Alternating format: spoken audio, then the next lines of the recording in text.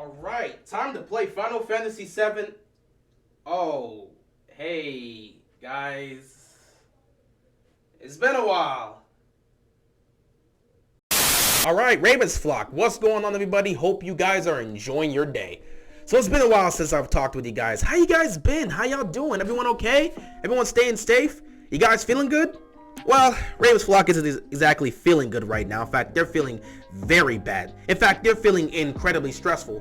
Why are they feeling stressful? Because this situation is still ongoing. This has been a tough situation to deal with as a Ravens fan. This has been going on basically the last 2 years, and no progress has been made. Obviously, I'm talking about the Lamar Jackson contract situation. It's been very difficult to deal with. There was some hope that the Ravens would be able to get a deal done before they would have to use the franchise tag. Yet here we are in March, and they don't have much time left. They're most likely going to have to use that franchise tag on him unless they can find a way to get a deal done within the next couple days, which I don't see that happening for the most part. So it's been very stressful, and the media has done everything in their power to make this situation 1,000 times more stressful when it comes to Ravens fans having to deal with this nonsense, because they have had so many stories come out that have just contradicted themselves, especially when it comes to ESPN. 1 minute he was offered 133 million and he turned that down. Next minute someone saying no, he was offered 200 million fully guaranteed.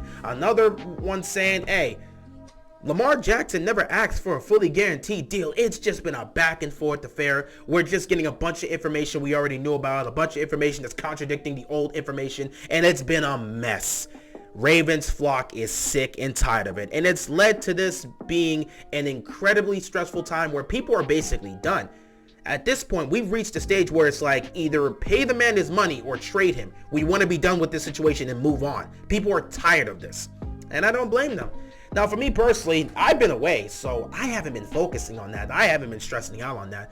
I took a break from this because last season was one of the toughest seasons for me to go through as a fan. Not in terms of what was happening on the field, but in terms of the drama that was happening in the backgrounds. And as someone that has to cover this team, it's very difficult to have to deal with that drama. Obviously, Lamar not having a contract going into last year was very difficult, and that became the story of the Ravens season, him not having a contract. So that got very annoying incredibly quick. And then it got worse once he got injured. So now people were talking about whether or not he's just choosing to not play because he doesn't want to ruin his contract. Is he really giving it his all? Is he truly hurt? All these questions came up, and people questioning this man's dedication to the game. And then you had the whole Greg Roman situation where it reached this boiling point to the point where they had to get rid of him. It was just such a toxic season last year that it was so much to deal with. I just said after the Super Bowl, I'm taking a break from this because I don't want to deal with this crap right now. And I'm glad I took that break because it was fantastic. It was great to get away from this and just chillax and do my thing and just, chill and have fun. And I did that, went to work, hanged out with friends. I've been working out. Getting back into playing video games. It's been fun getting back into playing video games. Definitely have to play Final Fantasy VII because I have it here now. I have to play that game. And I've even gotten back into reading like actual physical copies of books because, we live in a digital age where everything we do is just on social media and on the internet. So anything we read usually is through ebooks and everything online. For the most part, I pretty much choose to read articles and research papers and any sort of news articles for the most part. So that's what I've done. But in terms of reading a physical copy of a book, just sitting down and reading a book, it's been a long time since I've done that. The last time I've done that was when I was in college. So it's been a while. And I gotta say, it's been fun to do. It's been really relaxing to do. Pop on some music, get a nice book, relax. That's a perfect way to end your night before you go to sleep. One of the books I've actually been reading that I actually recently finished was this book. And let me tell you this right now. This is a fantastic book. I 100% recommend everybody going out and getting this book. If you know who Jeanette McCurdy is, please go out, buy her book, and learn about her journey because this book is fantastic. She is a fantastic writer, and she just tells her whole journey about her life and everything she went through, and it's told in such an amazing fashion because she's able to talk about these dark topics that she herself is not only going through, but many people can relate to. I'm not going to get into it here because this is not that type of channel, but some dark stuff that she went through in her childhood all the way into adulthood that she was dealing with for such a long time. It goes into her journey, and she tells this in somewhat of a lighthearted comedic tone, which makes this so interesting to get into. And it low-key it low-key runs like a play script. Like, it's actually feels like it's written like a script. Like, each chapter gives you a different scene because it goes into a different scene of her life, and she does a great job in just transitioning to the next part or the next phase of her life. And I cannot give any more praise to this book. Just go and buy the book. I don't know if you're still going to be able to find a physical copy because it was difficult for me to find this. This is a New York Times bestseller, even though, the book came out 6 months ago, and during that time it was nearly impossible to get a book because this was just coming off the shelves. And even right now, 6 months later, because it came out around September of last year, so 6 months later, still difficult. I had to go to multiple stores just to get this book, and there was 2 books left, so I'm glad I got a copy. I'm definitely going to hold on to that. And I'm getting off topic right now. Let me focus back on the Ravens and Lamar Jackson. When I hear to talk about books and novels and stuff, that's not what we do here on this channel. We're here to talk about Lamar Jackson and the Ravens. So it's been a difficult time. Not much has really changed when it comes to the Lamar Jackson situation. Just side note again, please, just go get this book. I'm serious, just go and buy this book. I love Jeanette so much. I'm so glad I got this book, and I just love her writing. Just please go get that book. It's just on my mind. Just go get the book. Sorry, back on topic. So, like I was saying, the last time I talked about this topic was back in January. It was just before the playoffs started, and obviously we were taking on Cincinnati in the wild card round. Most of us expected us to lose that game because there was going to be no Lamar Jackson. I believe the Ravens were going to put up a good fight and potentially pull off the upset. I was optimistic, but I still didn't believe they were going to win that game without Lamar Jackson, and obviously we didn't win the game without Lamar Jackson. So my mindset was the minute we enter the offseason, the Ravens' number one focus has to be making sure Lamar Jackson gets a long-term deal. Before you even look for a new offensive coordinator, make sure Lamar Jackson is here long-term. You want to get this done as quickly as possible. You don't want to wait until March, because once March hits, you have to make a decision, because at that point, you're going to have to franchise tag him. And if you franchise tag him, there's a great chance you're not going to be able to make a lot of moves in free agency in terms of bringing guys to Baltimore, because you're just not going to have the cap space since you're going to be utilizing the franchise tag on Lamar Jackson. And here we are in March. Nothing has changed, and it looks like the Ravens are going to use a franchise tag, which isn't going to surprise most people, because I think even way back before the season ended, most people assumed they were going to franchise tag Lamar Jackson just because it just seemed like that was the direction the Ravens were heading. So, yeah, I mean, unless the deal pops up within the next couple days, it looks like they're going to franchise tag Lamar and go from there, and I don't know how that's going to go for the most part. But yeah, this has been stressful. This has been a tough situation to deal with for the most part. And nothing has really changed since we've talked about it last time. Interesting enough, because the combine is, approaching. Both Eric DeCosta and John Harbaugh, because I believe they were there, they had their individual press conferences today to kind of discuss that whole situation regarding the drafting process, in terms of who they're going to be looking to get. One of the things they definitely focused on was the cornerback situation. So I don't think Marcus Peters is coming back. I'm just saying, they were talking about cornerbacks a lot, and I think, what was it? DeCosta gave like Harbaugh a list of cornerbacks that they're looking at in terms of drafting, and I'm thinking like, whoa, he's got a list? Isn't Marcus Peters a free agent? I don't think he's coming back, guys. I don't think Marcus Peters is coming back. They're looking to move on. But yeah, so they had several topics that they discussed during that time. But of course, the media's main focus, the first thing they started with was obviously Lamar Jackson and the contract situation. And I'm going to be honest, guys. Eric DeCosta and John Harbaugh told us a whole bunch of nothing regarding Lamar Jackson, the contract situation. They didn't go into detail, as expected. You're not going to speak about that in the media. But they told us nothing about an update.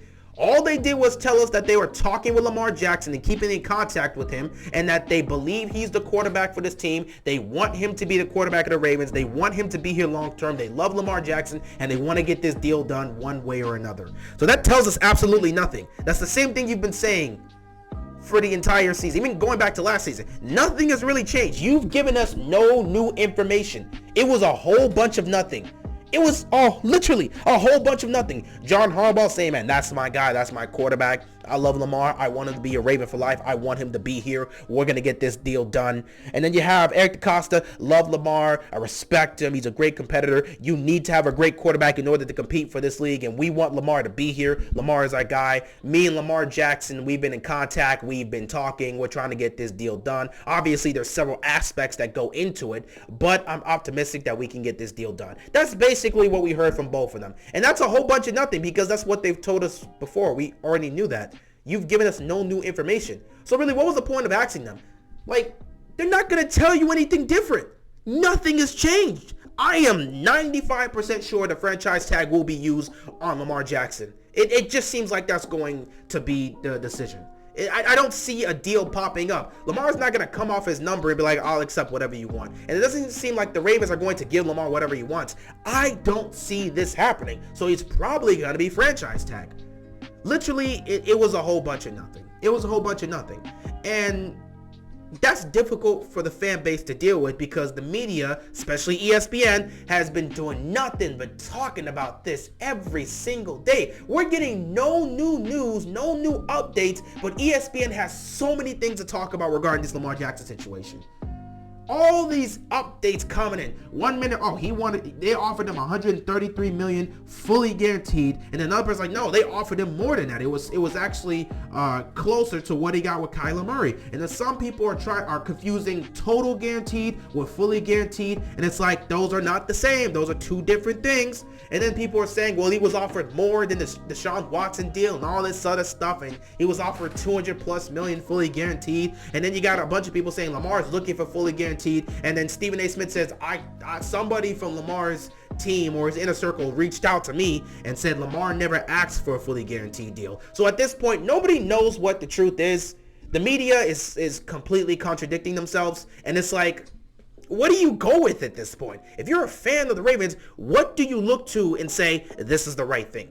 Honestly, not much. The Ravens are being very secretive with this, which is what they always do, and they're not letting anything out. We have no clue what's happening. I have no clue what's going on regarding the negotiations, and honestly, I don't think the media knows either, so we're kind of just stuck here with how the situation is right now. My advice to the Ravens, it's time to figure this out. Make a decision, okay? Lamar is not going to budge. His price is his price. He's not going to wake up tomorrow and say, you know what, I'm going to take the deal the Ravens are going to give me. No, his price is his price, okay?